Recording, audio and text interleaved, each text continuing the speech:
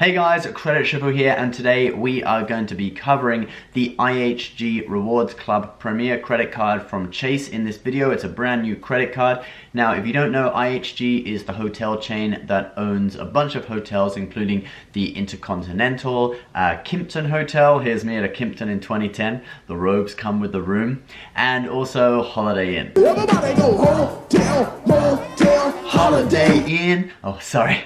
Now, we're going to do a full breakdown of the rewards and benefits of this card in this video. This is what I call a tier 3 card in Credit Shuffle's credit card tier ranking system. If you want to see a video explaining this tier system and how to climb the credit card ladder, I'll put that on screen at the end of this video. First up, the sign-up bonus is 80,000 IHG Rewards Club points, and rewards redemptions range from 10,000 to 70,000 points. So you could have one night at IHG's most expensive, most luxurious hotel, or 8 nights at the creepiest, most disgusting, bed-bug infested.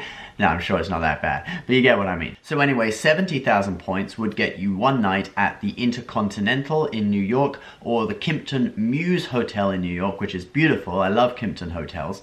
Confusingly, Chase is still using this old graphic that says Kimpton Hotels are not included. Actually, as of 2018, they are.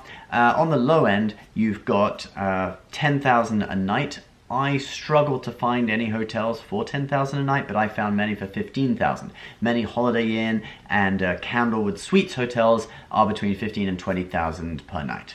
So on the low end, in areas near most major cities, you should be able to find hotels in that range, meaning that at most you can get either 4 or 5 nights out of the sign-up bonus. You will be staying a little bit further from the city center though. In addition to the sign-up bonus, you will get an extra 5,000 points for your first authorized user if you add them within the first 3 months, and there's also an annual spending bonus of 10,000 bonus points if you spend $20,000, and you can get that every year, not just in the first year. And for all you churners out there, the rules for getting the sign-up bonus again after you've already got it once, if you shut down your card after getting the bonus, you have to have not had a sign-up bonus on this card in the past 24 months, and then you can open it again and you can potentially get the bonus again. So basically, if you get the bonus once, you have to wait 2 years, and then you can shut down the card and you can reopen the account and get the bonus again if Chase tolerates you doing that. Also, this card, it's believed that it doesn't count towards the 524 rule. For point earning, this card earns a whopping 10 points per dollar at IHG hotels. It earns 2 points per dollar on gas, groceries, and restaurants. So that's basically everyday spending, and 1 point per dollar on everything else.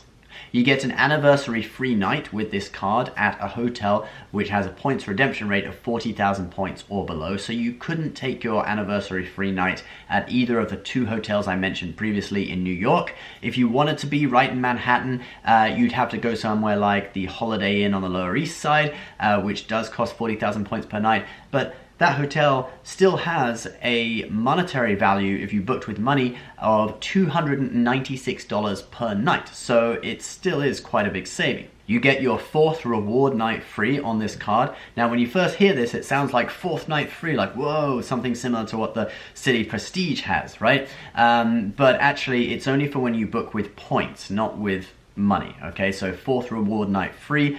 If you stay in the same hotel 4 nights in a row, the 4th night will be free if you're booking with points. The 4th night you won't need to pay any points for, and you can use this an unlimited number of times per year. For me personally, I don't really think this would be that useful. I rarely stay in the same hotel for more than 3 nights in a row, but for some people, depending on how you travel and your schedule and stuff, it may be useful for you, and it would also add an extra night to the value of your sign-up bonus if you did stay in, say, Holiday Inn for 4 nights in a row. Now for just a few more benefits, you get Platinum Elite status. The card has no foreign transaction fees, so according to them, if you go to London and spend $5,000, you'll save $150. That's good. London's expensive enough already.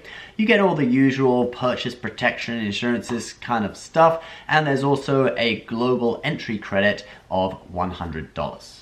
And you get all this for an annual fee of just $89. So the free night more than covers the annual fee.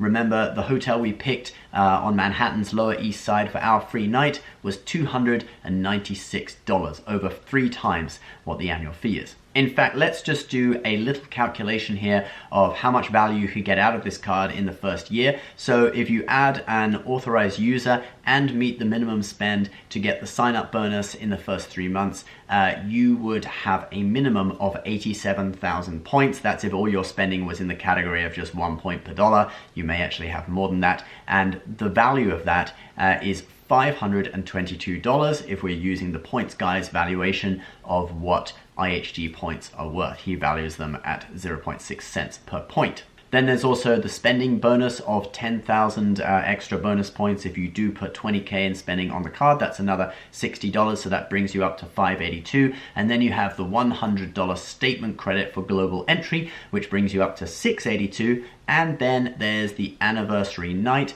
at a hotel worth 40K in points. I know that's technically the second year because you only get it after your year's anniversary of the card, or after your anniversary each year.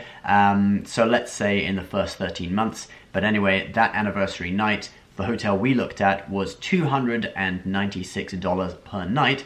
So that brings the value that you're going to get from this card in the first 13 months up to somewhere around $978. Obviously, you have to deduct 2 annual fees from that.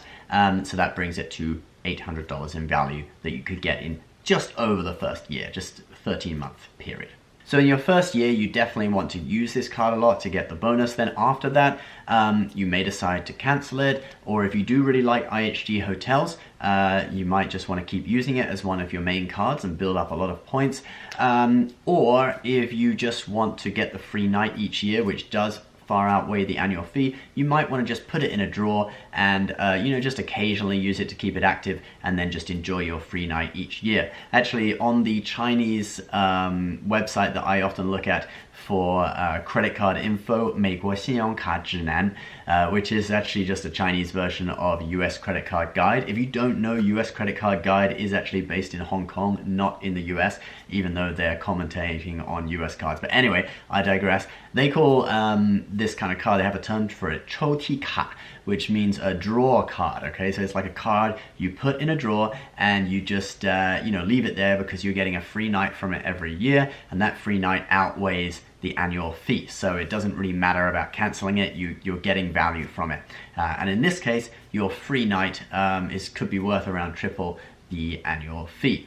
So with this, that's probably what I would do if I got this card. I would just take it, enjoy my free night, maybe after 2 years cancel it, and then you could get it again and get the bonus again if Chase allows you to do that. If you're interested in a lower tier IHG card, there is actually one called the IHG Traveler Card. It's in tier 2 and it has a $29 annual fee. What's the point of that? Might as well not have an annual fee. Currently it has a 60,000 point sign up bonus. It earns just 5 points per dollar on IHG purchases, and the categories are the same on everything else. So you still get the 2 points on gas and dining and all that kind of stuff, but you don't get an anniversary free night or the global entry credit, and you don't get platinum elite status, you just get gold status. But you can check that out if you are interested in a lower tier version that's probably doesn't take such a high credit score or higher income to get.